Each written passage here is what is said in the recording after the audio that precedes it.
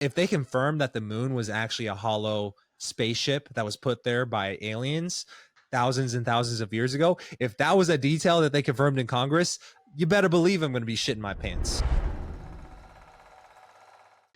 And we're back. I'm Christian, and that's Patrick. And together, we are Black Hole Theories. Black Hole Theories. Yeah, we got it. We got it. Thanks so much for tuning in, folks. We got some juicy nuggets for you guys today in the UFO world. In case you missed it, there was a classified UFO briefing that took place this past Friday, January 12th, 2024. And if you see the faces of some of these people, man, in Congress, that, as soon as they came out of that briefing, they looked like they saw some shit, dude. Did you get a chance to check it out?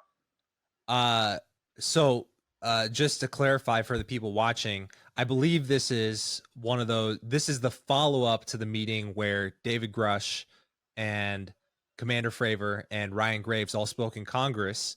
And basically what you're referring to is like, they just did like a private meeting, I guess, that wasn't open to the public. And I guess you're going to bring up this clip, but it seems like one of the guys who came out of the meeting, he was trying to play it cool with his answers, but he looked like he was shitting himself. Is that the one you're referring to? Yeah. That's the one. Yeah, he looked like he looked pretty frightened, man, if you ask me. Okay. We got to talk about this. This is the clip. So, I mean, does any of this go towards your conversation about trying to get this bipartisan bill? I mean, is there something that touched on this? I mean, look, I think that the bipartisan bill came out of a discussion at a first hearing to ensure that pilots have an ability to report UAPs. There right now is no system for pilots or aviation personnel to report UAPs, whatever UAPs may be. And so the bill would actually do that.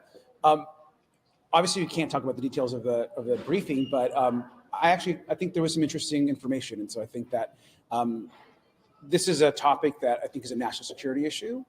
And it's really important. See, we see that time and time again where, these folks will say, oh, it's a national security issue. And do you think that it's a national security issue, really?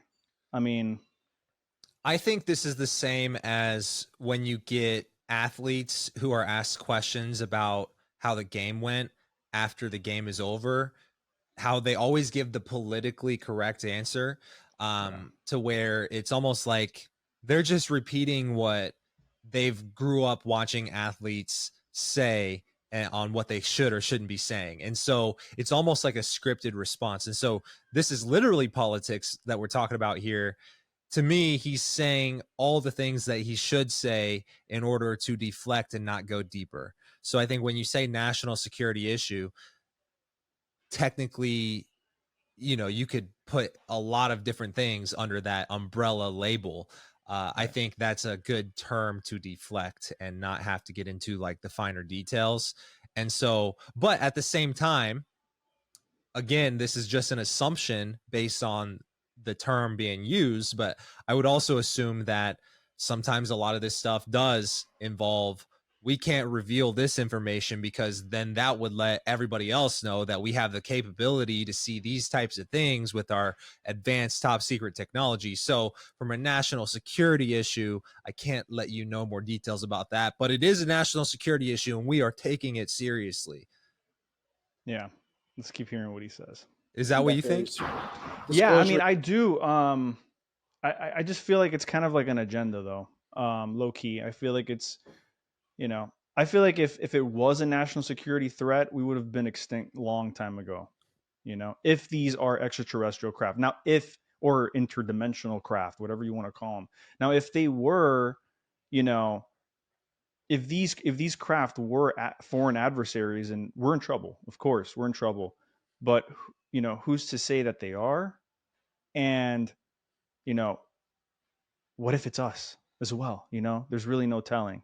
Which, yeah, and I guess that along those lines, I mean, we're in a massive game of chess right now. There's so many moving parts. We're trying to we're trying to figure out where exactly all the motives are coming from, but we're looking at something that's already in the middle of a game of chess. You know what I'm saying? And so when it comes to that, it could be us, and we're kind of putting these terms to get people off the trail of even thinking it's us. Hey, maybe it's aliens, maybe it's the Russians. So that could be a complete like misdirect, like you're saying. But at the same time, yeah, I think there's any number of reasons why they might not want to get into it. But like you said earlier, the fact that UFOs are being talked about in Congress is progress. And It at the is. same time, you know, like you said, if it was truly a national security issue, like we might be at risk here, you know, that's one side of the story. But there are a lot of people in the UFO community who have influence that preach the exact opposite. Like Stephen Greer says they're here to help us and guide humanity, and then you got the Lou Elizondos of the world saying we need to take this more seriously as a defense issue. There's always the motives of, okay, if we can make people believe this is a defense issue, can we get higher budgets and more tax dollars dedicated to these things? So, you know, there's a lot of motives that may or may not be competing for whatever it is. But you're right. I mean, if it was a national security issue to where, you know, they If they were might blow us aliens, out of the sky, you right, know, we're right. still here. But at the same time, if you no matter how, I mean, depending on what you believe around the conspiracy of UFOs, not only have we known about them, but supposedly presidents and high level government officials have been in contact with them and having meetings with these extraterrestrials for decades, if you tend to believe that. And so if that's the case, that could be a developing tension that we don't even know about between a species that's not even from Earth, right? And so there might be some truth to that too. Who knows? We're all guessing at this point, right? We really are, yeah. Yeah, and that's what sucks about this is that there's so many different possibilities on the table, you know?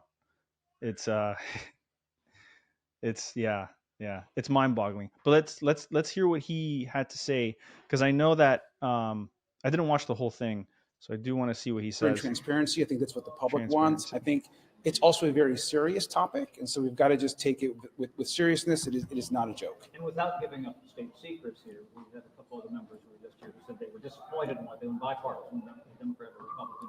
But one member used the term that what they were exploring here were, her phrase, interdimensional beings. Is that something that we're dealing with here potentially? I mean, I think it's easy to be disappointed when you don't get all the information that you want, which I understand.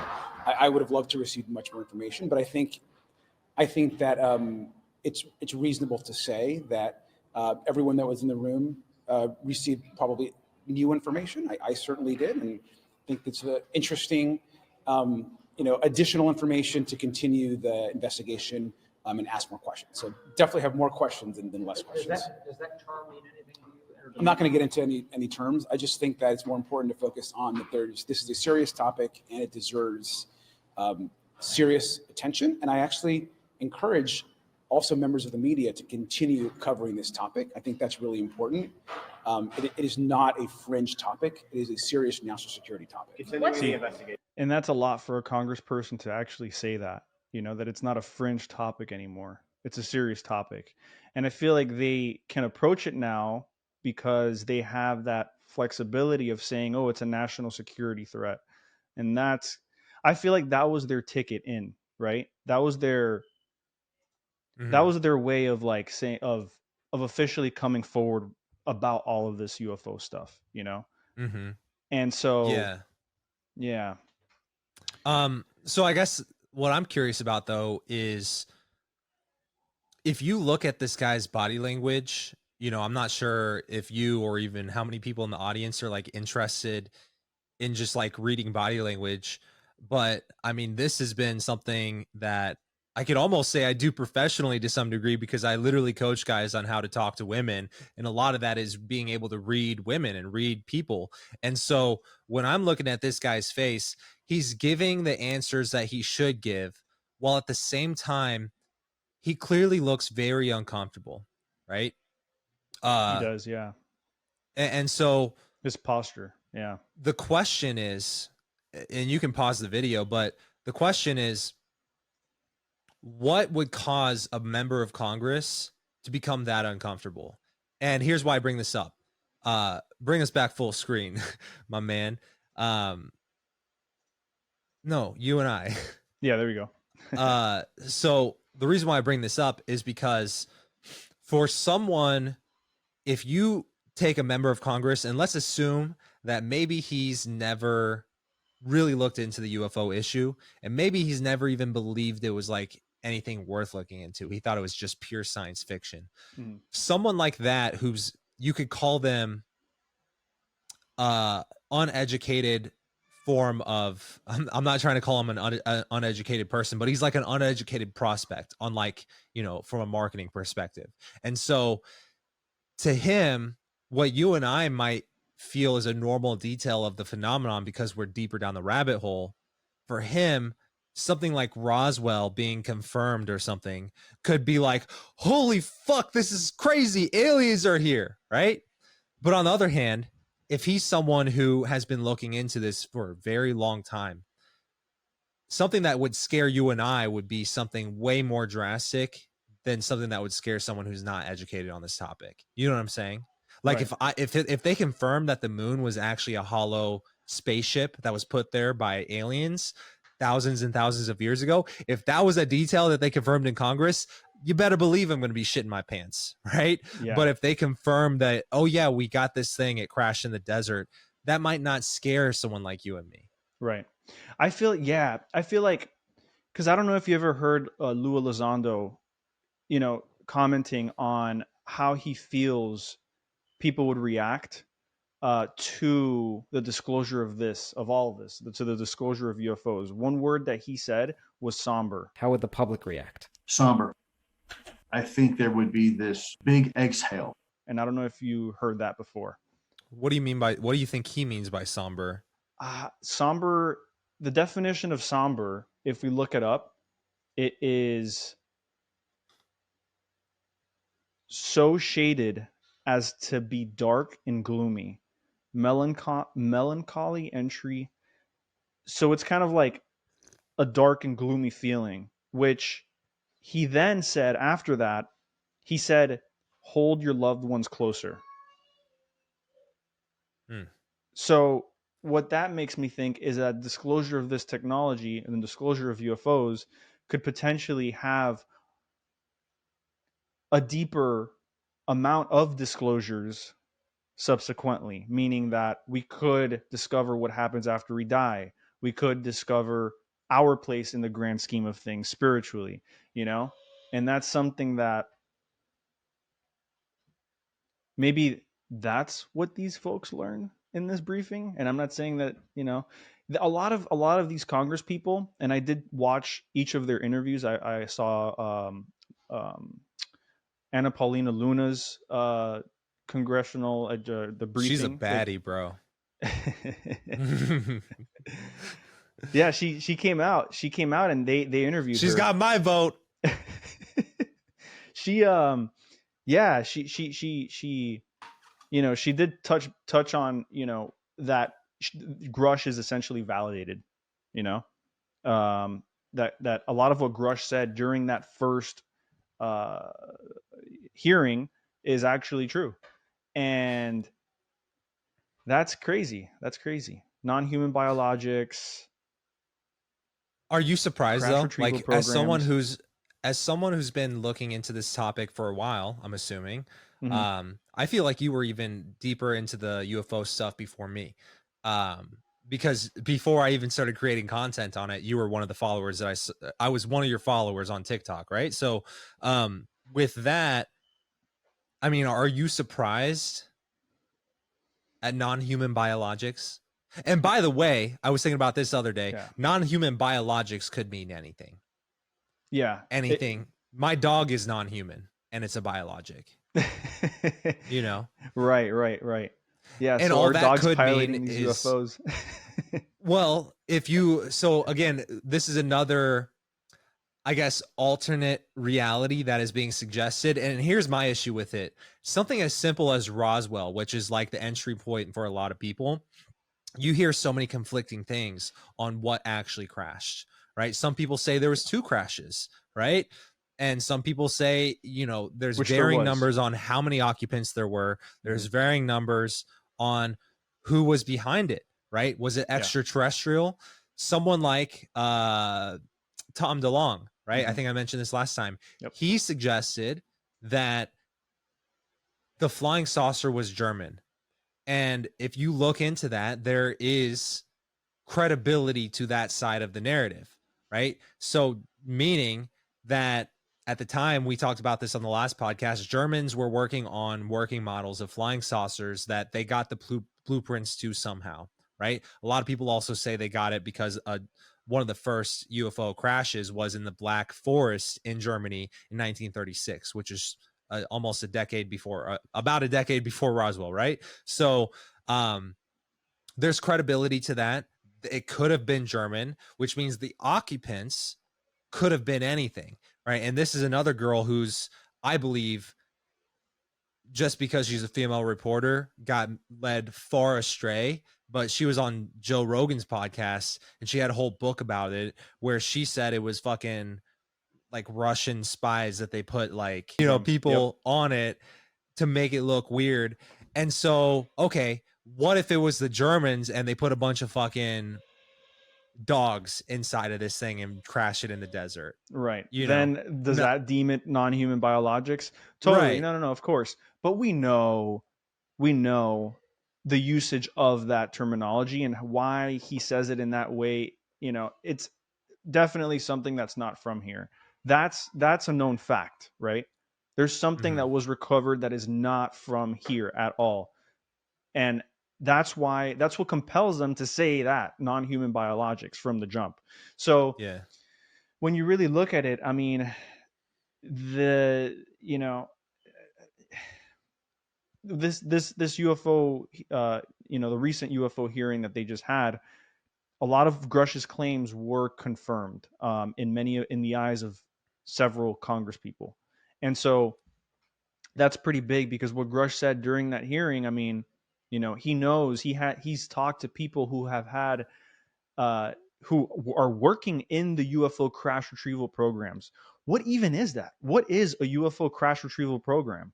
And what is the Office of Global Access, right? That's like a special branch did you hear about that? That's like a special branch in like the CIA or some shit where they apparently go and they collect the material and then analyze it or distribute it to private aerospace companies or contractors. So it's just fucky, bro. It's weird. So, I mean, at the same time, a lot of what's being talked about, even by Grusch, and I'm sure Grusch even knows this, but the way they present information to Congress, they present it to them as with the assumption that they don't know anything about it, that they're not actively looking up the UFO conspiracy. Because when he mentions things like UFO crash retrieval programs, right? Yeah. That is a detail that gets Congress interested because it's a program they were unaware of. But at the same time, he's not the first whistleblower to mention stuff like that. There are obviously whistleblowers who have indicated some sort of program that exists. I don't know if you've seen this guy. He has like a lisp and he does like a lot of interviews on Gaia, but he claims he actually used to work within the military as a guy who was part of the crash retrieval program, and he's been talking about this shit on Gaia for fucking years. And so, I mean, I wouldn't get my news from Gaia, but at the same time, I mean, you don't want to, you want to maintain an open mind for sure. What's his name? I forget his fucking name, but is he like, if you look him up, he was a genius as a kid. And so this is legit. He was creating like rocket propulsion systems and science fairs as a 11-year-old, right? So the fact that he may be someone of interest to be pulled in to a program like that would make sense. And so he claims that he was like shown a bunch of UFOs at Area 51. He claims Clifford he's Stone? part of these. Yes, that's him. Clifford Stone. Yeah.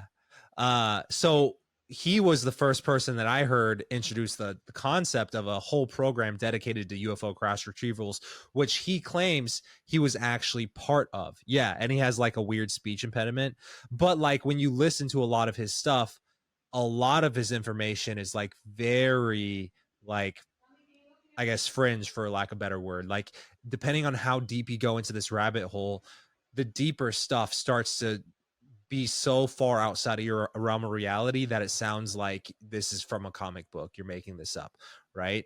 Um, Even him, he claims that he has like psychic powers and he was telepathically communicating with these spaceships. And he was saying the ships themselves were themselves were conscious and stuff like that. Yeah, And I've so, heard that. What do you think about um, all that, man? I mean, do you think that we're more than just meat and bones? Do you think that we're capable of telepathic communication, of remote viewing? Do you feel like we're more than just this existence? Because I feel like, when I think about Louis Elizondo's quote, right, somber, it makes me feel like this is the only life that, and I'm not an atheist. I believe that there is a God. I just don't know what it is, but mm, are, that's somber to me, right? That's somber the to me. fact the The the fact that thought we just that there's die. no life after death. Yeah. Yeah, that there's no after. Um, I I totally hear you on that. I think I've gone through my phases to where I grew up very Christian. I was forced to go to church every Sunday. I also went to a Lutheran school up until like fifth grade, from preschool to fifth grade. And so I grew up very Christian. I think maybe somewhere in my 20s, I started to become more of like not atheist, but almost thinking like More agnostic. there's no purpose, there's no purpose to anything. Mm, Nihilist. I was thinking I was nihilistic. more of a nihilist, Yeah. in a sense of there's no purpose to everything, but I was like a positive nihilist in the sense of that meant to me that this is all a game and the game is whatever you make it. So if you make the game success and fame, there's no consequences. It is what it is. We're just randomly these conscious creatures on a spinning rock in space, right? And then around that time is kind of when I got into the UFO concept and like actually looking into it and starting to believe it. And then I had taken mushrooms for the first time in 2020, and I took it a handful of times, and I had an experience while on mushrooms that fully convinced me that there's more to this reality than meets the eye. And I think ever since that experience, I have become a believer that there is a creator, and you can call him God, you could call it the universe. Hmm. But I truly believe that there is more than what meets the eye. And I believe that that does involve where our consciousness goes after our physical body dies. From my former experiences with psychedelics, same exact conclusion. When I experienced that, I knew that this isn't it, bro. I'm like, this is not it, bro. This is Yeah. not it. This is not it. So Yeah. for shits and giggles, for shiggles, That's our insider. yeah, Shiggles. um, um, for the people who are listening, who maybe have never experienced a mushroom trip or a psychedelic experience that convinced them that there is more to this reality than meets the eye, what was your experience? Walk us through it.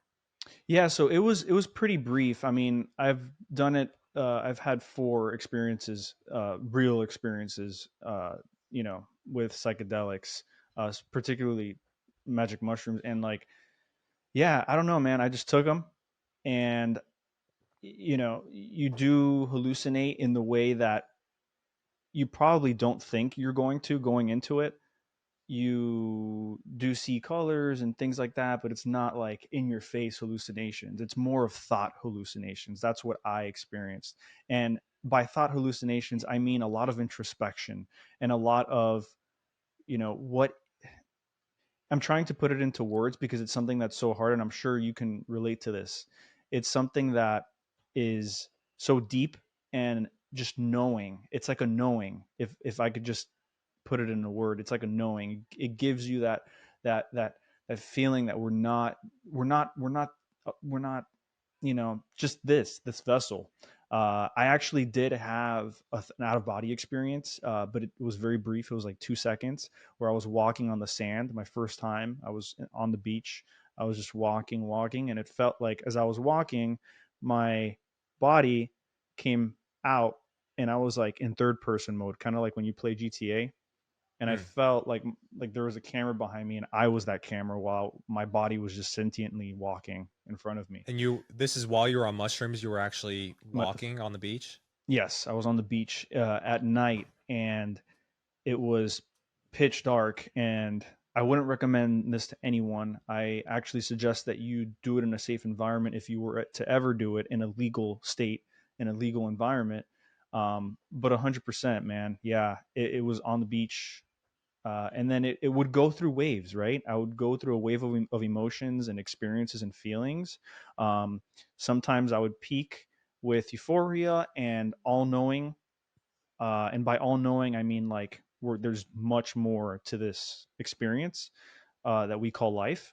And then when I would dip and then peak again, it would be a bad kind of experience where I'd start seeing skulls on the sand from the footprints of people that walk around in the sand, but not physically see the skulls, but more of like a thought of them being skulls. It's really hard to put into words, but yeah, it's just a deeper understanding of not understanding. It's just like a knowing. I don't even know how to explain it. Mm. Could you relate to that? Is that what you felt? I can relate to aspects of that for sure. And I think, Yeah. and I'll tell you kind of what my experience was that kind of convinced me. But um, as far as all the stuff that you were talking about, I guess anytime I've talked about mushrooms with someone and heard about their experience, or even like on YouTube, they have like the Tales of the Trip or something, like those funny Hmm. animated videos of like comedians telling what happened to them while they were on mushrooms or something. Yeah. It seems like there are commonalities, but every trip is unique and every person has a unique experience, right? And so that's definitely a fascinating part of mushrooms. But the through line there is this all knowing universal intelligence, right? And that's something I can relate to where every time I've taken mushrooms enough to feel them, like not a microdose, it almost sounds like you're able to, it's almost like a chat GPT. You're able to ask questions or contemplate on something, and it gives you an answer. And that's not an answer that existed within your own head until it was given to you. And I think that's something that a lot of people can relate to, that feeling of being tapped into something. I guess what happened with my experience that really made me feel like there was more to this reality is me and my buddy, this is like my second time ever trying mushrooms. He busted out these chocolate bars because I told him I wanted to try mushrooms or whatever. And he bought these chocolate bars ahead of time. Right. And they were the full, like, just chocolate bars. They had the wrapper. So, like, almost like commercialized. Like, someone was making a business out of this, and they had like a full blown wrapper with like all the facts and nutrition info and stuff on it. But it basically said, if you want to get shamanic, take the whole bar or eat the whole bar.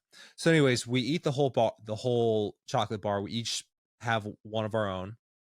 And um to be honest, they were weak as fuck. Like, we were watching a movie or something, and you could tell that it was like I was vaguely feeling it, but they weren't really hitting. So then out of nowhere, he busts out this fucking full like Ziploc bag of like mushrooms that's like bulging. It's packed to the brim. He's like, I also have these real ones. We can eat these. And they looked disgusting. They were covered in blue, which I guess I've learned the blue like is like a bruising on the mushroom. And like that's actually the DMT that makes it turn like a bright blue. But I thought that they were like moldy mushrooms at the time. So they're not moldy, but they were large. They were very sizable mushrooms. So anyways, we go into the kitchen, and he has like this leftover pizza that had been sitting out for 5 hours or whatever. So we just like throw it on the pizza, heat up the pizza real quick, and just chow it down. We have to choke these fucking. I mean, this thing is like the shape of a large phallic object, right? And it's huge. And you know, imagine choking down that glizzy of a psychedelic mushroom, right? So we eat the whole bag. Gobbled that up. And yeah, we literally kill the whole bag. And I'm thinking, this is how I die. Like, I'm going to die after eating all these mushrooms. And so anyways, we sit down on the couch. We put on quite possibly the worst movie to put on while you're on mushrooms, which is Basic Instinct. Have you ever watched that movie? I have, yeah, but I was like 9. Yeah. Bro, in retrospect, I think everybody should take about 10 grams of mushrooms and watch Basic Instinct, because it's going to be a very eye-opening experience. It's going to be very intense while you're going through it, but I believe that you'll get a lot out of it, as I did, because you realize on mushrooms, like, basically the whole movie is just everybody's pissed off because they're stressed out with their job, which is, this guy's job is solving a murder, right? So the movie is about this murder that they're trying to solve, but every scene is everybody's just stressed out. And you notice this on mushrooms because you see it for what it is, but you don't see the emotions of it. You remove the ego from it. So all I saw was people who are stressed out about just like, I just got to go about my fucking day, got to solve this murder. And now this fucking person just walked in the room and they're having a stressful day and they're dumping that stress on me. And now it's stressing me out because now I can't go and just fucking solve my murder and do my job, right? So that's the whole movie, is everybody getting so pissed off at each other that they start stabbing each other. Okay, so that's the movie, Basic Instinct. The mushrooms are kicking in and I'm freaking out because people are getting brutally stabbed to death. Oh my God. And I realize I am like the highest I've ever been. And so I kind of like am like not paying attention to the movie for a second, and it's hitting me in waves to where when it hits, if I happen to look at anything that has a geometric shape at all, like this picture behind me is a square shape. If I looked at that, my whole world would feel like Doctor Strange was putting me in a shadow dimension where everything was just geometric shapes. Like, it would start with me looking at that square shape and the square would fall off the fucking wall, and then a bunch of like fucking triangles, squares, and circles would start falling out of this fucking painting, and my world would melt into geometric shapes of perfectly like isosceles triangles, circles, and just squares. Okay. And so once the shapes stop and I'm back in this dimension or whatever, I'm like, I look down and I go, yo, that was crazy. And I had this thought that popped into my head talking about universal intelligence. And the thought was, I wonder, you know how like the ceilings have like the popcorns on the ceilings, you know, like the little dots or whatever. Yeah. This is a popcorn ceiling at this house. So not this house, at my buddy's house. Yeah. I had this thought pop into my head. I wonder what would happen if I looked at the popcorns on the ceiling. Like, I wonder if the popcorns would rearrange themselves like pixels and show, like, form an image or something. Yeah. That thought literally popped into my head. So I look up at the ceiling, and I shit you not, the moment I look at the popcorns on this ceiling, they all start going like this, whoosh, whoosh, whoosh, whoosh. And then bang, they stop. And when they stop, it forms this image on the ceiling that's as wide as the ceiling. And this image was a very complex geometric shape that I had never seen before, but somehow looked familiar. And it was a jellyfish UFO. No, actually, you know what it was? Share your screen real quick and look up on Google Images, look up the flower of life. Sacred geometry. Sacred geometry. Type that in.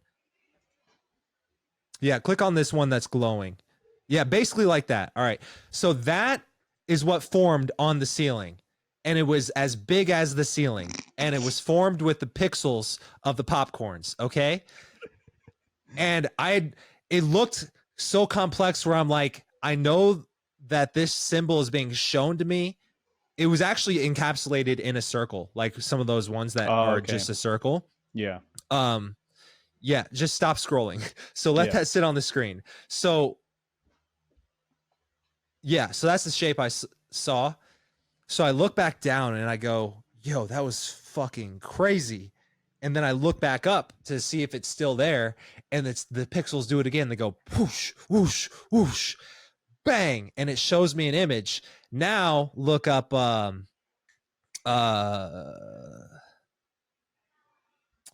fractals of faces DMT, something like that. Okay, go down. No, go the top left. Top left. This one? Yes. That is exactly what I saw, and the exact same colors. Okay. And it was on the ceiling, and it was as big as the ceiling, formed by the pixels in the fucking ceiling. All right. Kind of zoom it in. And it Wow, was, dude, and that's crazy. both of these images, when they were shown, they were glowing, they were holographic, and they were like pulsating like colors. And so what was odd about it is when I saw those faces or whatever, it almost felt like a consciousness. It wasn't that I was looking at an inanimate object. It was that it was a person showing himself to me, it was a conscious thing, So anyways, you saw the machine elves. They call them the machine elves, right? I mean, is that what that is? Is I that mean, what a machine elf looks like? I'm not sure if 'Cause that's what it looks like, but I know that psychedelics do bring out the machine elves, which would be, I think they look more mechanical, I think. Machine Yeah, the way elves. people have described DMT trips, Yeah. I didn't interact with any what I would think of as a machine elf, like the way people have described them.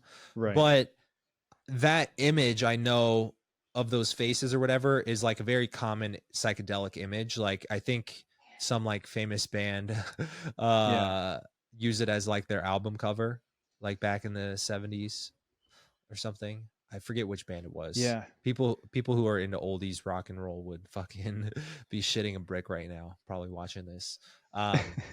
But yeah, that's like a famous album cover as well. Yeah. But it was exactly that. And here's what's crazy. So I had to look up like geometry that you see on mushrooms. Like I started there because like that symbol, the first one, the flower of life, is not something that I was aware of before this.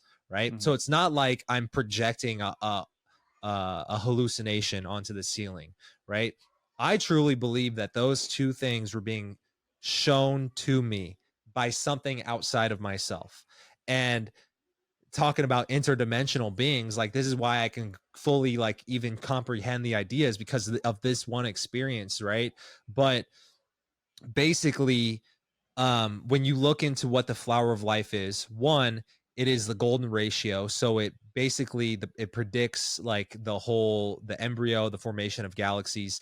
Two, if you like count all the times that the lines intersect and that those complex circles, like the amount of times that like the amount of intersections or whatever on each level, it actually predicts all the prime numbers. And then anyways, I'm just like off the top of the dome riffing, but I don't know all the facts about it. Hold on. I gotta really show you. But I don't know if you could see it. I think I have it No, I tatted can't on see it. my wrist right here. I can't see your tattoo. Yeah. But I'm pretty sure he added that. So anyways, the flower of life, a lot of people, it is like one of the most like, I guess, fundamental symbols in what is known as sacred geometry, which is a whole field of geometry, right? And sacred geometry means that like these are the geometric shapes that dictate the laws of reality. And so sacred geometry is baked into the pyramids, is baked into a lot of like ancient structures. But as far as the flower of life goes, a lot of people say that that is the symbol that represents God himself. And that is not something that I knew about until I looked into it. And so the oldest known reference, the original time that the flower of life was seen etched into anything, actually dates back to ancient Egypt. It is a hieroglyph that's etched into a stone in ancient Egypt. And so that is an experience that has sunk with me to where I'm like, I don't know what is more to read this reality, but I know for a fact there is more to this reality, because those are not things that I was hallucinating from things that had happened somewhere within my brain. Those are things that were being shown to me. You know what I'm saying? Yeah, yeah, yeah. When I was a kid, I used to look up at popcorn ceilings, and even just looking at it without any substance, popcorn ceilings look trippy as hell, like by Yeah. default. But I can only imagine what you saw and how deep and like visceral your experience was based on, you know, those 10 grams that you took. That was a lot, dude. That's a lot. That's I mean, we crazy. didn't measure it out. I'm just guessing. It could have Yeah, been more, it could have been less. I don't yeah, know. yeah. That's a lot. And I wonder if psychedelics tie into like the UFO phenomenon or like, you know, extraterrestrial life. I wonder if those two correlate. Because I mean, if you think about it, I mean, it stems from what, cow poop? That's where it comes from. I mean, Cow shit. it stems from, The I mean, you shrooms. can make it in soil with the right ingredients, right? That But too. Yeah. yes, it does tend to grow out of poop. Like poop is a good, um you know, a good place that those types of mushrooms like to live Yeah. in. In fact, like when I go, when I have 3 dogs, and so our backyard is like a landmine. There's no dirt, or I mean there's no grass, it's just pure dirt. We rent this house, right? And so this dirt in our backyard is just riddled with 3 dogs poop. And my girlfriend and I should now say my fiance, recently engaged, and I, Congrats. thank you, man. uh we don't do as good a job as like cleaning up the poop as we should on a regular basis. So like the happy middle ground that we were doing, we actually now have a big trash can out there. We'll scoop it into there. But what we were doing before is we were just raking it all into a pile, and then when the pile got big enough, we would scoop it all into the trash can. Um, but anyways, if I let that pile sit for too long, I would see the mycelium from these mushrooms start to grow within it. But I think it's just too, the climate here in Arizona is not like the, I don't Yeah. think it's the best for growing It's mushrooms, but the mycelium was forming for sure. wow. That's crazy. And Yeah. it's dry over there usually, right? Like in Arizona. It's usually if it happened to rain or be a little bit moist out that day, is Yeah. when the next day I'll go out and it's just covered in white, you know? That's crazy. Yeah. Yeah, I know Washington State is one of the best places to grow that it grows like in the forests and stuff also. Yeah, you need like a moist environment. Um, Not that I Yeah. would know, like it's not like I'm growing mushrooms out here, but uh, you basically need like a certain level of humidity, from what I understand, around growing uh mushrooms, even in Right. general, not even just psychedelic ones. Yeah. Yeah. Yeah, so I mean, going back to what those people probably saw in that or found out in that UFO briefing, what are your speculations? What do you think? What do you think it was that they kind of? I mean, I know Tim Burchett said that he didn't learn anything new. It just confirmed his beliefs around what he has been told and what he's seen and heard before. Um, what are your thoughts? I I don't know what to make of it. I Yeah. think I'm not because I've looked into the UFO conspiracy enough to where I know about a lot of the details. And like I said earlier, a lot of what they're talking about in Congress, I'm only guessing is probably at the surface of like stuff that you and I might want to talk about or whatever. Hmm. And but I think more than anything, what I think about it is this just means that it's now becoming a relevant topic of concern, at least for people in Congress, which in making that something that's public facing, that they're actually broadcasting on the news, I think for the UFO community, it is progress, because now it means that it's legitimizing it to some degree, right? Right. But at the same time, outside of David Grusch, and speaking of Grusch, this is also kind of relevant to the story. Grusch recently has been called out on a lie that he was perpetrating. And I think this lie, which I would like to get your thoughts on, Hmm. is a little white lie that you can really look into if you really want to. But basically, when he came out, he's like, look, I'm just a guy who happened to get hired to this program, and I'm now whistleblowing about it. Right. And he even says, I didn't even start looking into UFOs maybe until around 2017, around the time where I got kind of briefed into some of this stuff. Right. The lie that has now been starting to perpetrate is people have somehow found evidence. I haven't looked into it enough to know if it's even legit, that he has had a deep interest in the UFO community going back at least until 2006, 2007. So it's a little white lie that if you look into it, maybe on the surface, he just was like, oh yeah, I mean, I just got into this to make himself seem more legitimate, to where it's like, if I'm bringing this to you, it's just because I think this is wrong or whatever. But when But he at the said same, that since yeah. 2017, what if he meant was, I officially started looking into the UFO stuff in 2017 from a governmental So standpoint. so Maybe that brings in word choice, and I think that's word where a choice. lot of like CIA Yeah. people, they're trained to really be I guess intentional about their word choice, because he could have very well said that, implying that, while also not necessarily lying about the fact that, hey, I've been passively looking into this for a while. But Mhm. it's like when Aaron Rodgers was like, I'm immunized. I don't know if you follow, you said you don't follow football, but this is a whole thing. Like during COVID, Aaron I think I heard Rodgers that. Yeah. basically, like, the whole NFL had to get the vaccine, and it was mandatory, or else you could not play. Well, Aaron Rodgers, he goes, when they asked him in an interview, he's like, "Did you get the vaccine?" He goes, I'm immunized," which basically meant I didn't get the vaccine, but I'm but fuck off, right? So Yeah. word choice is very important, and so yeah, he very well could have done exactly what you said. Hmm.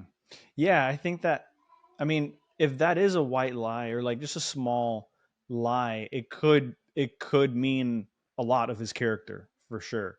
It Yeah. could, the implications of that alone, you know, could destroy his credibility. But I feel like it's not enough in the grand scheme of things, because you know, who am I to talk? I mean, I don't know. I don't know. I believe Grush though. I believe him. I do believe Grush. I People who stand have with brought Grush. this into question, um, one of the other things that they point out, and this is something that has been known, is that he kind of first went to George Knapp and Jeremy Corbell, right, to start bringing a lot of this stuff to light.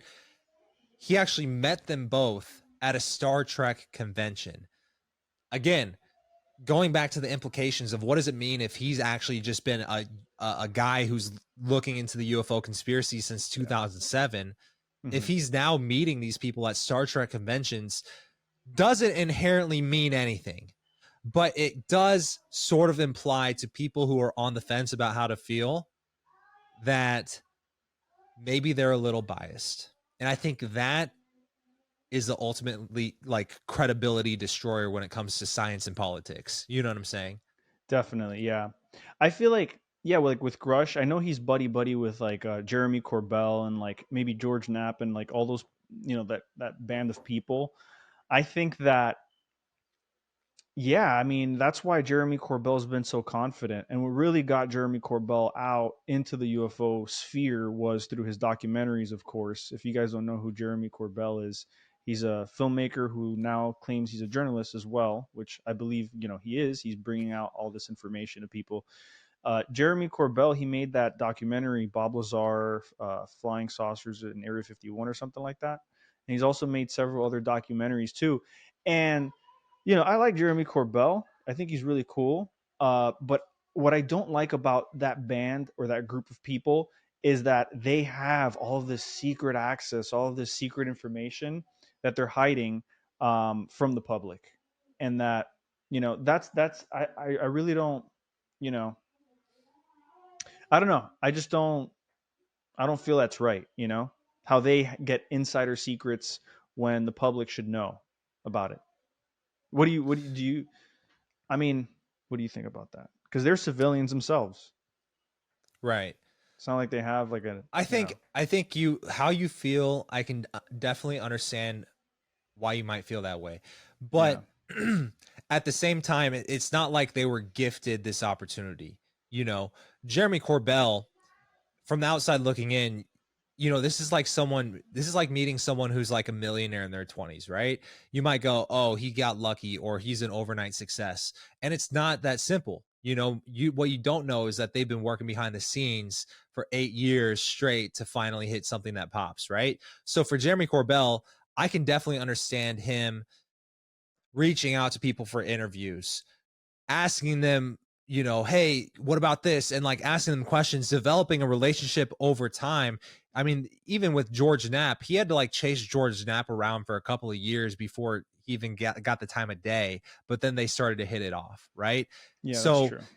Over time, Jeremy Corbell has developed relationships with people who are in government, who are military whistleblowers, because of him actually trying to develop and cultivate that relationship. And so eventually these get to a point where even like Bob Lazar, he somehow convinced Bob Lazar to let him do a documentary on him. And that was the whole thing, is like Bob Lazar was apprehensive to even talking about this at first, and he had to be convinced. And so over time, he develops and cultivates trust with these people to where now he's got insider connections because this person now trusts him enough to start revealing some of this stuff, right? So from that perspective, I don't necessarily overthink that, because I don't think complaining that he has details that I don't is a worthwhile exercise, right? Yeah. But at the same time, that's just me talking out loud. Yeah, but what makes me question some of what Jeremy Corbell has to say and has to release is exactly what I just told you. At the fundamental core, he is a filmmaker. At the fundamental core, he is a civilian who just developed these relationships. At the fundamental core, he's a guy who's been interested in the UFO topic for many, many years. And so from that perspective, why on earth is he willing to release something like the jellyfish UFO video and then elaborate and say, now there is more video of this, and this video is crazy. Get this. Not only is this jellyfish UFO rigid, meaning that it's not balloons, but it's rigid, this video shows it going down into the ocean. Bang, rigid. Stays for 17 minutes. I watched all 17 minutes myself. And then afterwards, after 17 minutes, bang, it shoots off into space. Can you believe it? Here's where I'm coming from. I have a UFO channel about UFOs and conspiracy theories. I would love to be able to get a little piece of video and elaborate a whole story on it. In fact, I would love it so much that I actually did it, okay? There's a whole story about Eisenhower meeting aliens, having a handshake agreement and all this stuff. And at the end of that video, I show a 2-second clip of what's supposedly a flying saucer that was included in this documentary that was funded by the government. But the government, the whole conspiracy around it, cut out the part where this thing landed on the tarmac and shook hands with Eisenhower. But the implication of the first part of the video I showed you shows that maybe this is real. And that was the 2 seconds that was included in this documentary, all right? So here's where I have a gripe with Mr. Corbell himself. Every time he releases a video, you'll notice that he also has a pattern of telling you he has more We're going to have more hearings on UFOs, and we're going to crack this open. And the more is even more compelling, but it's so compelling he can't show it to you. If he has the fucking video, then why not show us the part that compels everybody? This jellyfish UFO has 0 legs if all we have is this what looks to be a balloon floating over some base of some sort. The only reason that it's so flashy and trending right now is because of the little detail he added in that nobody has seen, because the implication that's unsaid here is he has it, but he's not releasing that part to you, which makes me question him altogether. It's edging at its finest, if you really boil it down. But yes, 100%. 100%. Give us the full thing. It almost seems like there's cliffhangers to every release, to every drop. Let me do this. I told you I wanted to make a video about this, right? So we were talking about this before, UFO Revolution. This whole thing was leaked in this docu-series that TMZ did with Jeremy Corbell to release the jellyfish UFO video. All right. In the last video in this docu-series, the third one, he releases another one, an image of something that's he's calling the chandelier UFO. Okay. Now, here's the thing. The image is basically a still shot from a video of some sort, right? So again, choosing what he wants to release to perpetrate some sort of narrative, right? So let me share my screen.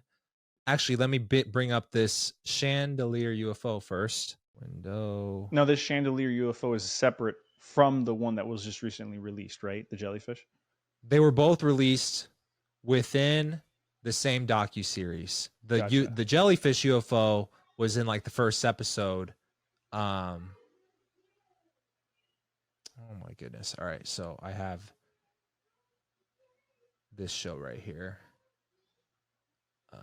Can you see this? Yep. That I'm on the Tubi. Okay. Mm-hmm. I believe it was in the third episode. He released the chandelier UFO. And this is it. And it's just a still image. And it's called the chandelier UFO because whoever leaked it to him basically was like, this is what we called it informally, okay?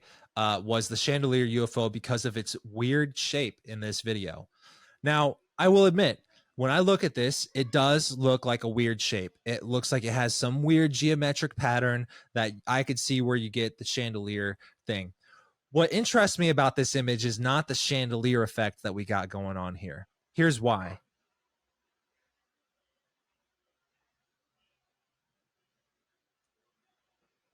What does this look like? Yeah. Lens flare, my friend. But when I go back to here, what I see is a very obvious lens flare. But here's what does interest me about this. You see this flat line that comes up into a little circle bulge Mm-hmm. that goes into another flat line, and then on the bottom, little bulge, another flat line. So what I see there, if I'm trying to look into maybe the explanation of the weird shape, what I look at is I see something that looks to be a saucer-shaped vehicle that has created a lens flare effect. It could be the angle of the sun and the angle of the camera, like a classic lens flare. It could also be the fact that a flying saucer-shaped UFO operates on manipulating gravitational waves, and we know that the only way to manipulate light is, refraction, or gravity. So gravitational waves could be bending or warping the light to give off the lens flare type of image, Interesting. It does look very weird. Yeah. So you're saying that gravity could be causing that to bounce light off like that, yeah. To bounce light off. Interesting. Very interesting. Or I guess like give off that light shape.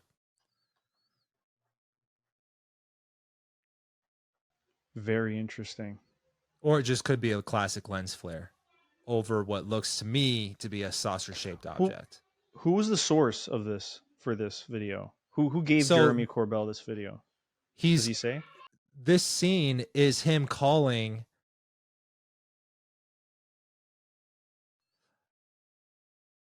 That's the source. Unidentified U.S. intelligence official. And the thing about this scene is the way they're presenting it in the documentary, this scene of him revealing this photo is his phone conversation with this guy, right? So the storytelling is there, right? But on the phone conversation, the way the conversation ends is him basically going, uh, it's him basically saying, so you guys called this a chandelier UFO, and the guy goes silent multiple times, like implying like a confirmation without saying yes. But again, that is just good storytelling from a docuseries standpoint. That doesn't, he literally said nothing, right? But the implication of him saying nothing maybe is a indirect confirmation, right? And so again, did he only leak this photo or did he leak the full video? Right? It could have been a selective release to Jeremy Corbell to release the photo, or Jeremy Corbell could have the whole video himself. I'm not sure about that, but I think the point I'm ultimately trying to make about Jeremy Corbell is I'm not calling him a liar, but I do feel that it's very evident that he releases and doesn't release certain things that either him or people behind him don't want released to the public. So in a way, it is a slow drip feed of very selected and filtered material, you know? And now you got to ask, what is the motivation behind that? Why not release the whole thing? Clearly there is an agenda. Whether the agenda is malicious or whatever doesn't like, but it's an agenda that Jeremy Corbell is in on, or at least has himself. You know what I'm saying? Right. Give us the full thing, though. I mean, yeah, he might be someone's pawn, right? In a slow drip disclosure plan, and that's something that I still look at. Also, Yeah. what's the timing of this thing coming out? Right? We're going into an election year. And Right. there was also a recent list about an island that I will not get into on YouTube, Mm-hmm. right? That was also released at the same time. There are so many things going on. You also got to understand if there's a slow drip of what information gets released and when, and which parts of that actually don't get fully released, then also why are they choosing the timing of it? You know, because it's definitely he says I've had this stuff for years, but they choose to release it on this day. Why? That's stuff that doesn't get asked. It's not. It's not. And did you ever hear about the Soul Foundation? No. So the Soul Foundation is an organization that was created by Gary Nolan. You know Gary Nolan? Mm-mm. So Gary Nolan is essentially, I believe he is a Stanford professor. From what I believe, he's. Let me go ahead and share my screen with you real quick so you can check it out. But they have an actual website for it. So you've seen this guy before, right? No. Gary Nolan. No, who is he? He He's is a director, right? He's a director of the Soul Foundation, and they recently had if we read this description right here, it says confirmation that genuine unidentified aerial phenomena exist would be world changing in every sense of the term. The Soul Foundation marshals intellectual insight and policy expertise to meet the scientific and political challenges. So essentially, it was a group that was created, and they essentially discussed in the first meeting, from what I hear, they discussed, and I know very little of it because I wasn't there and it was very like closed off to the public. They discussed a slow drip disclosure plan that leads all the way up to 2030. So they are, coming up with I guess just discussing the potentiality of there being a slow drip disclosure plan taking place right now. And Dr. Gary Nolan, who is a professor in the Department of Pathology at Stanford University School of Medicine, he's actually had a deep, I guess, involvement in crash retrieval programs, and not the actual programs, but he was contracted to analyze and study some of the crash retrieval material that was handed to him, and I guess he's learned a lot along the way of what this stuff is. Although he comes across as like as if what he's gotten has been inconclusive. Just he just can't put his finger on what it could be, the technology, right? And that it exhibits very rare properties and functions. And so he is essentially started this Soul Foundation along with several other people, as you can see right here on the bottom of the page. Peter Skifish, I've never heard of him, and Jonathan Burt. I've never heard of these two folks, but apparently there was a lecture or like a PowerPoint presentation on slow drip disclosure and the plan that they have set in place, which apparently we might be getting disclosure by the year 2030. So if based on this Soul Foundation presentation, so it is Have pretty you ever interesting. heard of have you ever looked into like time travel conspiracy? I have, yeah, not too much, but yes, I have. So probably one of the first rabbit holes I went down, and this might have been around like 2017, was like I would start to get suggested YouTube, and this is related to what you were saying. I would start to get suggested uh YouTube videos on my home feed about like time traveler from the year 2543 reveals all, and I would watch these videos and I kept watching them, and there was more of these time travelers. Oh my God, he's from the year 8000. Oh my God, this photo came from the year 5000, and I would watch them all and across all these different channels. And I went down this rabbit hole for weeks. And what was crazy about it was a lot of them were clearly liars. A lot of them were clearly just like trolling. And a lot of them were like, some of them seemed like believable. But the crazy thing about it was all the details might have been vastly different between these people, but the one detail that was the exact same between every single time traveler was this. In the year 2023, aliens get revealed to the public, right? That didn't happen. And he also said that time travel gets invented in 2023. And then he also said these, not just one, but multiple people, that in the year 2028, time travel will become commercially viable, or at least is available to the public, right? And so 2023, yeah, I guess technically it didn't happen, but you could also say it was taken seriously by Congress It in was. 2023, Yeah.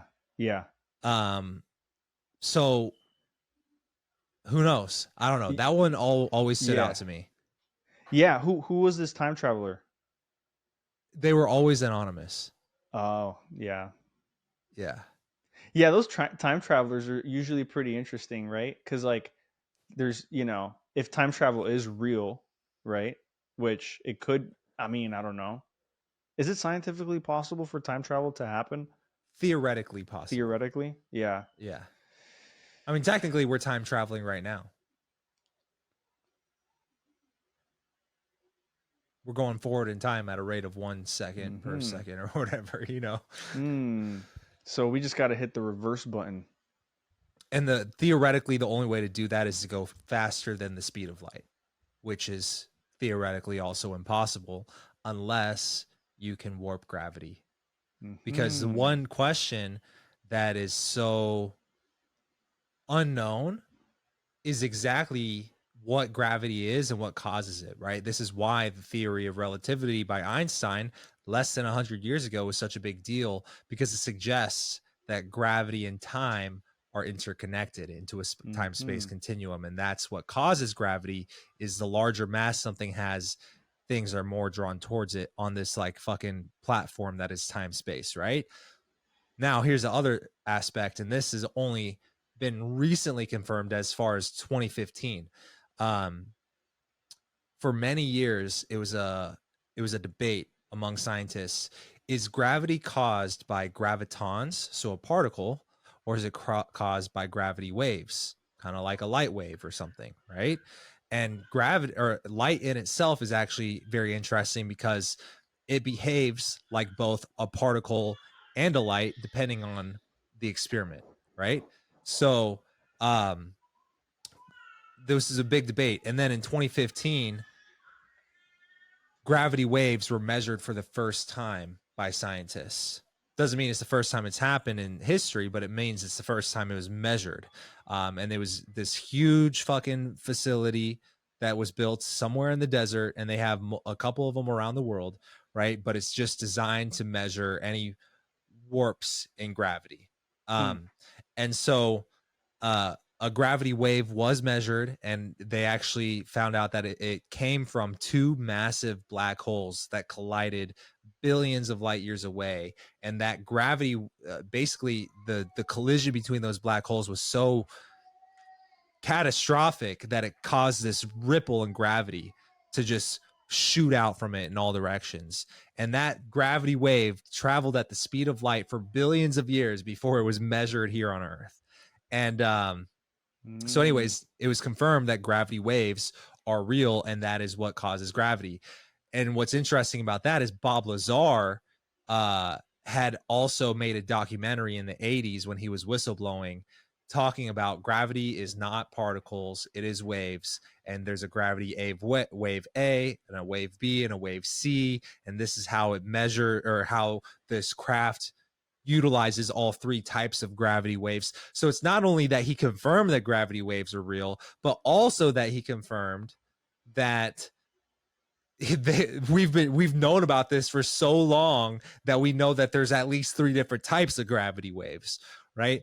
And so, yeah, man, very fascinating. I forget how we got onto that. Oh yeah, going back to what you were saying, right? What were you saying? Remind me. Time travel. Time travel, right? Yeah. So theoretically, these craft have the ability to essentially go back in time, right? And that's why, because it can travel faster than the speed of light, right? It's able to warp gravity enough to where you can skip to different parts on the time-space continuum. And if it's time-space, it's like, let me go along the y-axis or the x-axis to go through space. Let me go along this axis to go through time. So if you can manipulate that time-space continuum using the warping of gravity waves, you can travel through space and time in any direction as fast as you possibly want. So that's very interesting. So essentially what you're saying is that, say these UAPs that we're seeing in the sky, or that, that have been recorded, they're time travelers, essentially, if they're able to whoop, whoop, whoop, zip from one spot to another instantaneously. So they're time traveling, right? Yeah, absolutely. But so are you. Even if you were launched into space in the rocket, because of the theory of relativity, you are actually time traveling. And this is what's crazy. And this Stephen Hawking, in his book, A Brief History of Time or something like that, and that's what it's called, right? He basically shows that because of time dilation, if you went into space, you took two identical twins, left one on Earth, shot one into space, put them in orbit for 10 years, 20 years, by the time he came back down, he would actually be like a few seconds younger than the other one if he left older or whatever, right? Wow. And so that's just because of the gravity. Gravity has an effect on the dilation of time, and that is the theory of relativity. And so, like, so much so to where if you are on the top floor of the Empire State Building, versus the bottom floor of the Empire State Building, your clock would actually tick slightly slower and it's actually measurable at the top floor of the Empire State Building. Wow, that's trippy. So these beings are literally warping time to where they don't age by the time they get here if they zipped here in an instant. You know what I'm saying? Right, right. If they zipped across the, interstellarly. Yeah. Yeah. Call me the new age Neil deGrasse Tyson. Yeah. That's crazy, dude. That's nuts. I did not know that. Wow. I used to nerd out on like science and stuff. Like I Yeah. I went to dental school, and to dental school I had a biology degree, but my favorite classes getting my biology degree were organic chemistry and physics and astronomy. And so I would nerd out on this shit to where like, yeah, I just find it so fascinating. Yeah. It is very fascinating. Yeah. Yeah. Yeah. I don't know, man. UFOs, man. What are they? Right? Are they are they extraterrestrial? Are they interdimensional? Are they time travelers? Right? Are they Are they demons? are they demons? Bro, I don't. so get this. Yeah. Do you believe they're demons? I don't. Because what are demons? Right. Yeah. What's funny to me is like it seems like there is a percentage of people who are into the UFO conspiracy that are also super religious and Christian, to where they see extraterrestrials as demons. And what's funny is I've always thought about the people who think that as like religious nuts. I'll be honest. Like I just thought like these people are off the rocker a little bit, right? And what's funny is I was in an Uber ride the other day, and my buddy brought up the fact that I have a YouTube channel about conspiracy theories. And the Uber driver, obviously I know like when someone says that, people are going to want to talk about it. And it's usually like, oh, what's your favorite conspiracy is what they'll ask me, right? So the Uber driver's like, oh my God, conspiracies, let's talk. I think that's exactly what he said, quote unquote. And it's funny because when I'm in an Uber, I actually don't want to talk. I've gotten to the point where I would prefer to take one of those self-driving Ubers, the Waymos or whatever. I take those and I love it because I don't have to have awkward small talk with this fucking person who I'm only going to meet for 5 minutes or whatever. Yeah. Right. So I try to avoid small talk as much as possible. You can call me a fucking Scrooge if you want to, but I just don't like talking in my Uber. Just get me to my destination, please. And so he was like, oh my God, conspiracies, let's talk. And I was like, all right.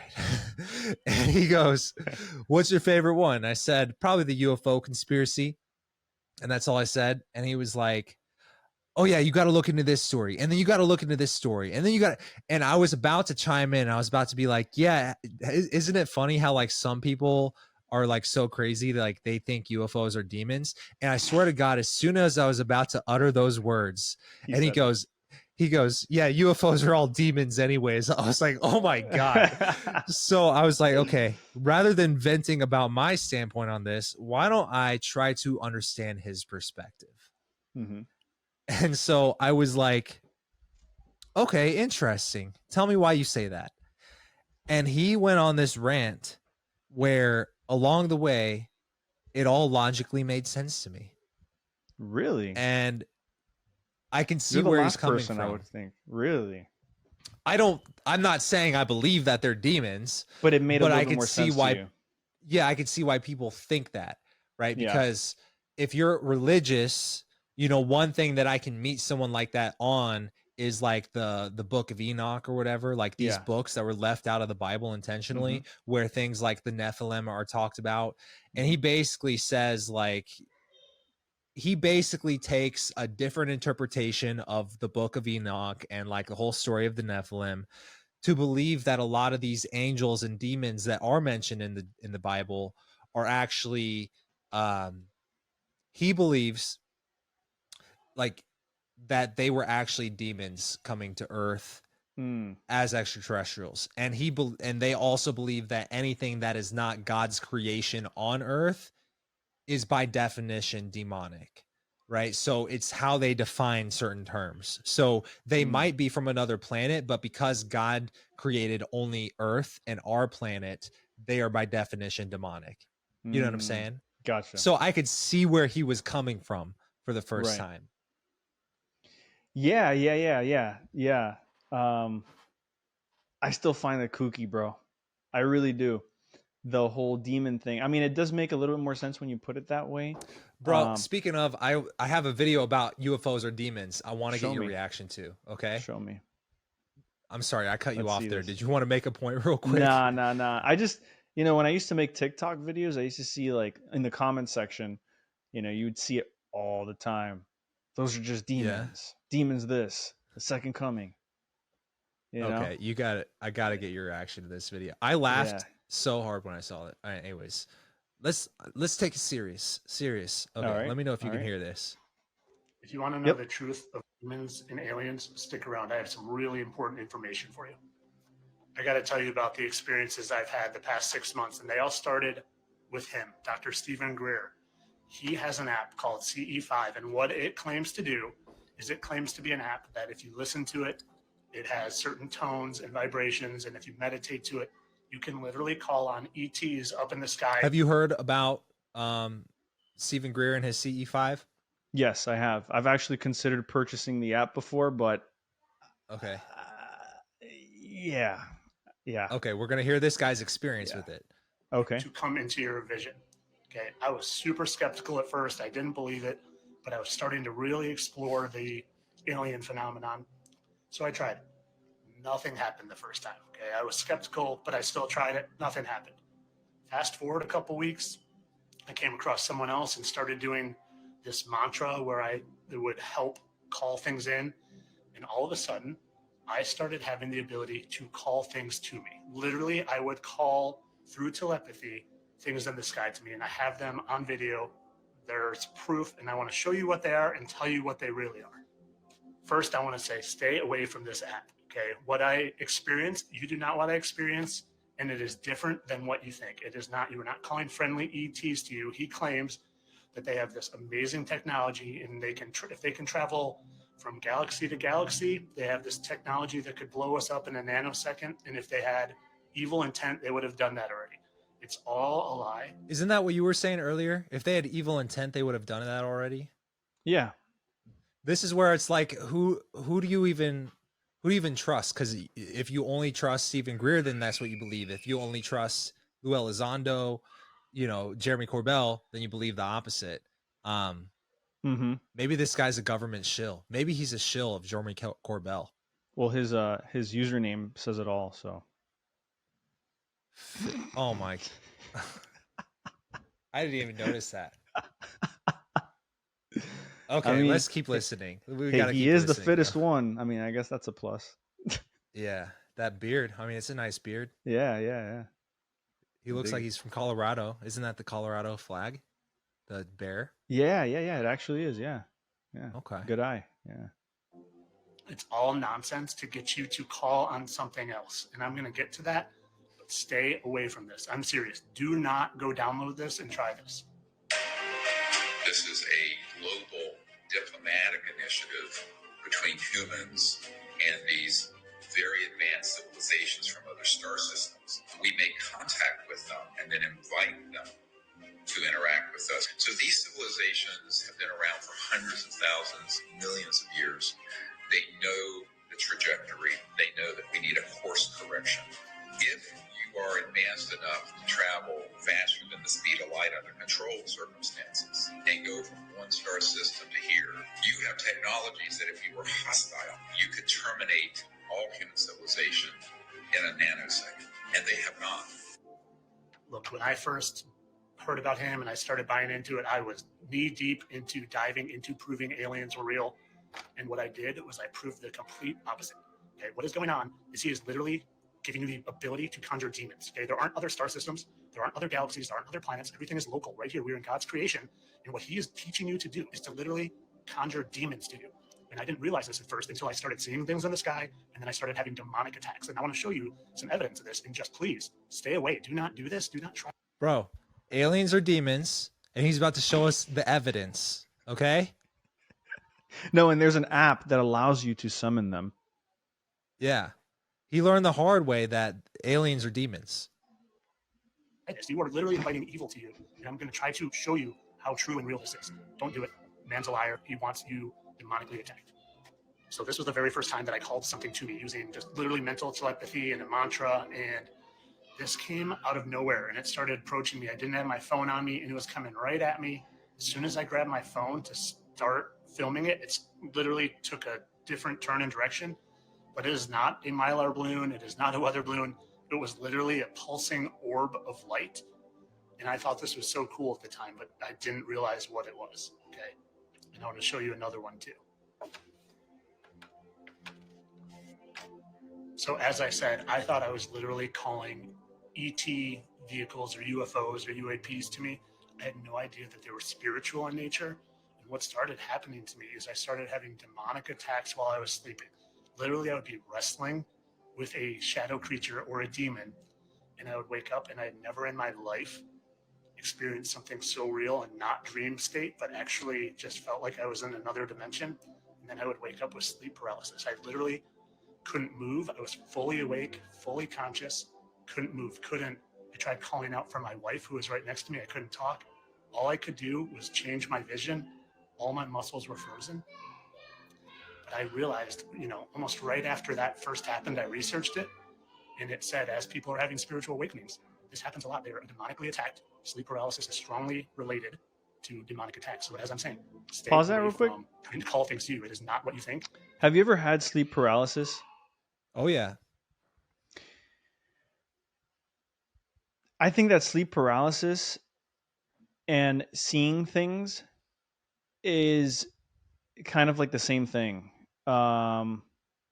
Like when you're going through sleep paralysis, your body is in a state of like, you're in a dreamlike, you're in a dreamlike state. So there's the possibility that you're just dreaming while you're seeing shit. Yeah. So No, absolutely. That's what I believe too. Like, yeah. I've seen shadow things while in a state of sleep paralysis, and it is always scary every time. Mm-hmm. But I believe those are, like you said, like dream hallucinations while your eyes are open. Because that's the thing, is when you're paralyzed in your sleep and you wake up, but your body's not awake yet, you are looking around the room. You can look around the room. But if you close your eyes again, you fall asleep instantly, Yep. But while your eyes are open, you're like, I can't move. I can't scream. Oh my God, this is scary, Exactly.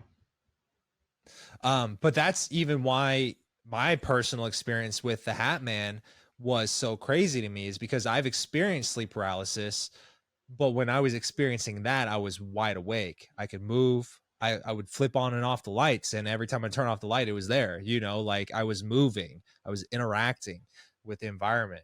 And ironically though, when I was living in that house, that was the first time I'd ever experienced sleep paralysis.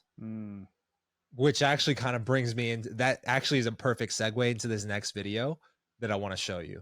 All right. Because we got the point. He had sleep paralysis and he thinks that that's somehow correlated to him manifesting UFOs. So to sum it up, what he's saying is that what Stephen Greer's preaching is demonic, and what he is advocating for is demonic. It's demonic summonings. You're summoning demons. I mean, right? That's what I got. We haven't seen like the last minute of the video, so I forget like his final point, but I don't know that he believes that Stephen Greer is intentionally calling demons.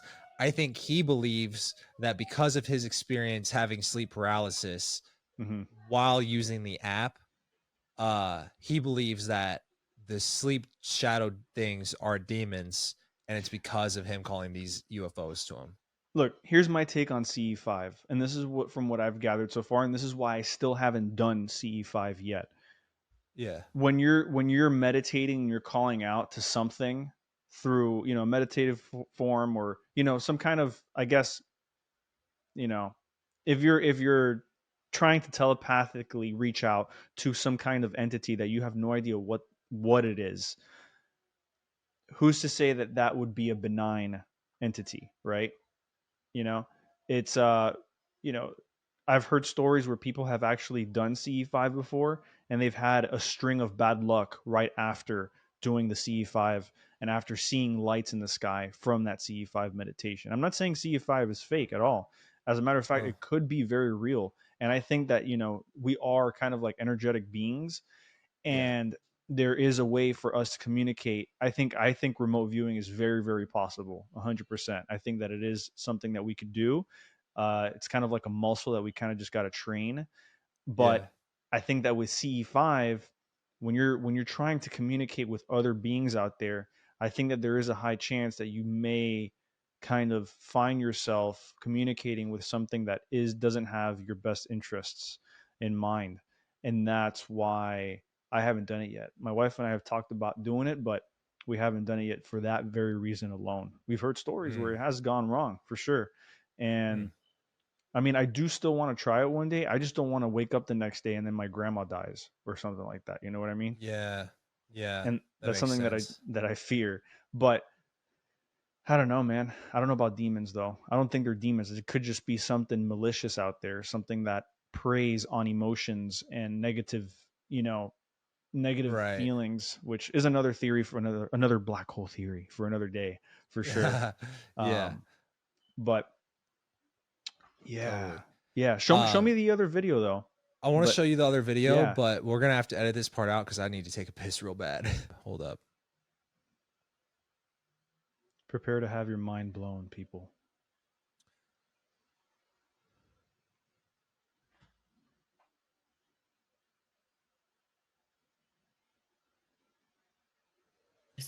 It was brought to my attention that there were these dark alien beings seen at the mall in Miami. You guys, I've been sharing my content for a little over a year.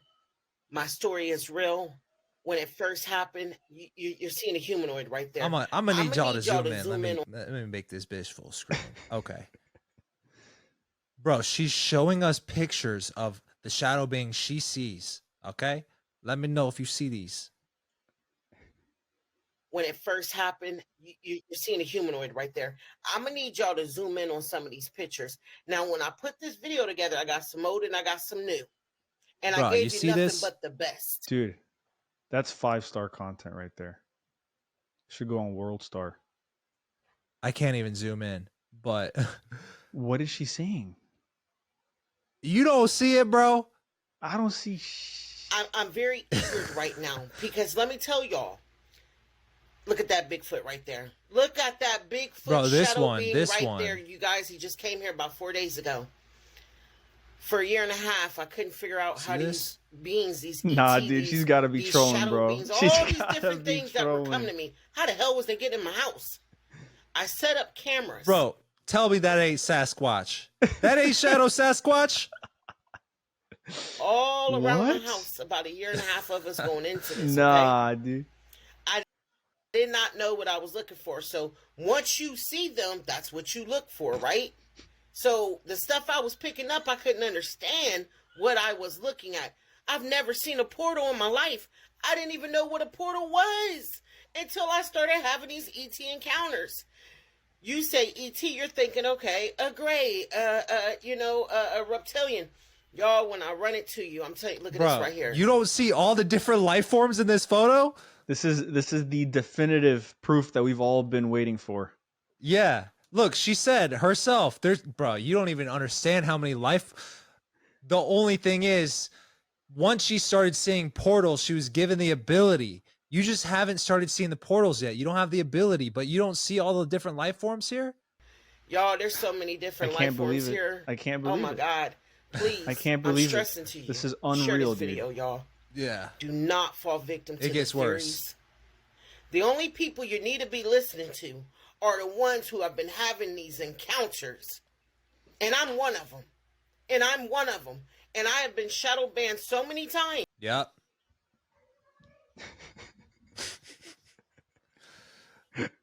What is that? You see that?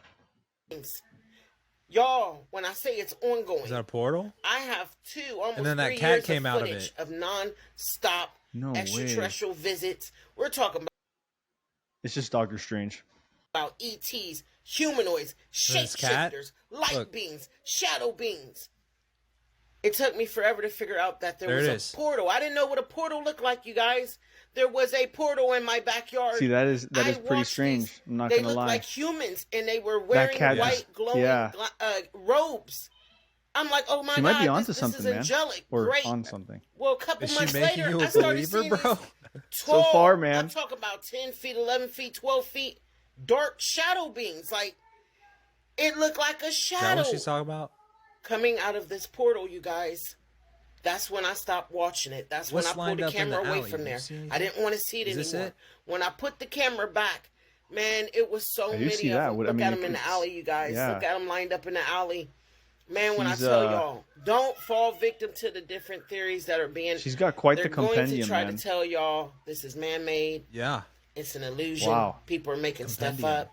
The only people you need to listen that's- to right now are the that's people the spot. who are fucking having the encounters, and I'm one of them. How you doing? My name is Michelle Rucker, and I'm in Columbus, Ohio. And I've been abducted several times, but I bet they won't play this video. I bet my video gets shadow banned. I bet they shadow ban my account. I bet my video gets reported. But guess what? I'm on all platforms. Facebook, YouTube, Holla at me. Instagram, you name it. And Facebook. I'm on all platforms. Can't shadow ban me. What is this? What is that? Is that a jelly? Is that a jellyfish? I will not shut up. And I will keep sharing my story. I didn't woke up. My knee was cut open like I had surgery. Michelle Ruckers, you keep telling your story. I had Preach, stitches girl. sticking out of my knee, you guys. I didn't woke up with all kind of cuts, burns, scrapes, marks, you name it. So they're abducting I her went too? from 170 pounds to 250. Nothing but fluid. Completely swollen. Y'all see the videos of me? Y'all see how beautiful and thin my face was? And all of a sudden it was like I was a big old balloon. I have a hole in my belly button, you guys. I woke up. I have a hole in my belly button. Y'all don't understand. I'm Michelle Ruckers from Ohio. Can't Here's my shadow ban proof. me. I'm everywhere. I just don't know how this has anything to do with the Miami Mall incident. Because shadow figures are real. She has a hole in her belly button.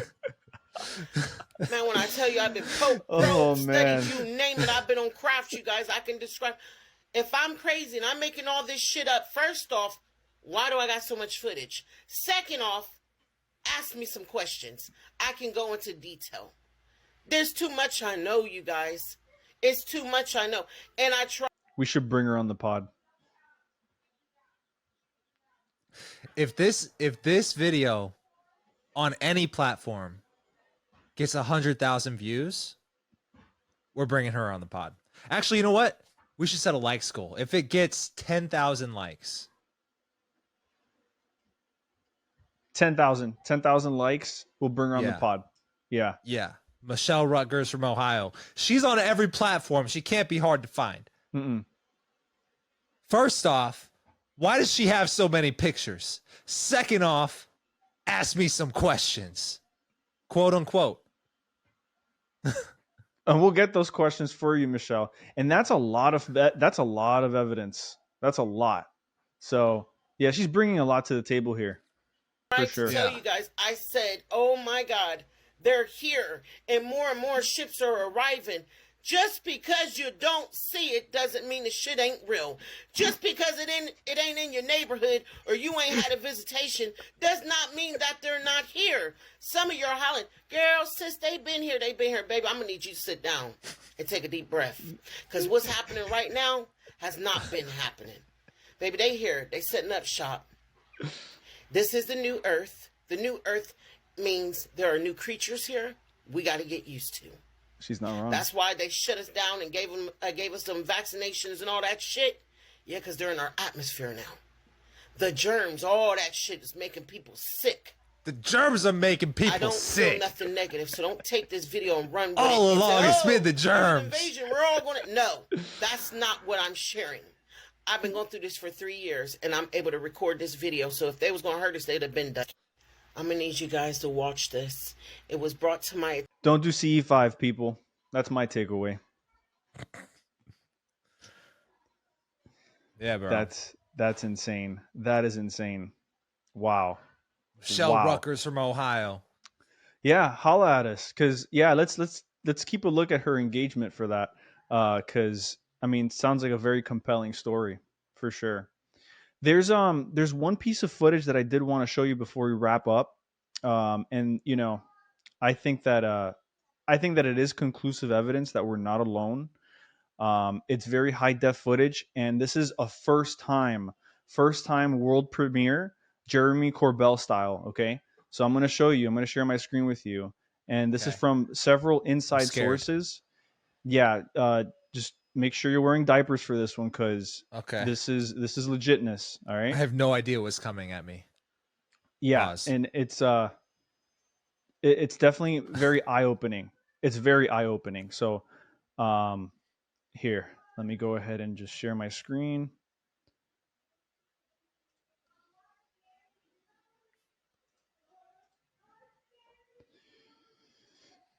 Definitive proof that we're not alone. You thought the jellyfish video was sick? Look at this. This is an entire life form, bro. Bro, what? Yo.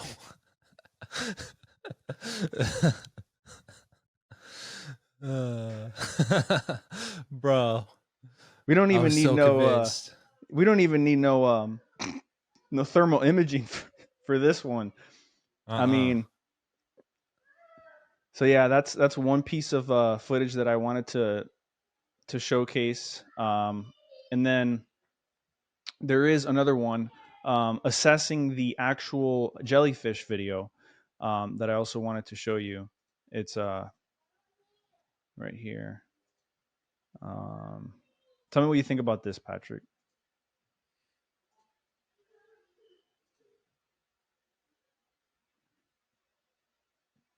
Oh my goodness. What are your thoughts?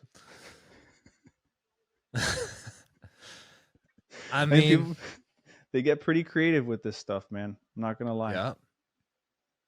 Absolutely. Yeah. But yeah, it's very interesting times that we're living in. Very, very interesting times. And yeah, we're Thank just God glad. for social media. So Michelle get her story out on Holla. all platforms. Yep. Yeah. Yep. Yeah. We're just glad that, you know, you guys are joining us for the ride, for sure, because things are only going to get more interesting. We're only going to get more videos revealed this year. I'm very hopeful that this year will bring at least some kind of not conclusive evidence, but evidence that will determine, evidence that people will look at, the public will look at and be like, okay, it's official. You know, whether that's like an official statement from NASA, you know, the James Webb Telescope or something like that. I feel like the global acceptance of UFOs and the potential for extraterrestrial life, that disclosure alone is enough to shift the entire world in a new direction. You know, and I don't know if you feel that way too, but that's just my take. I think that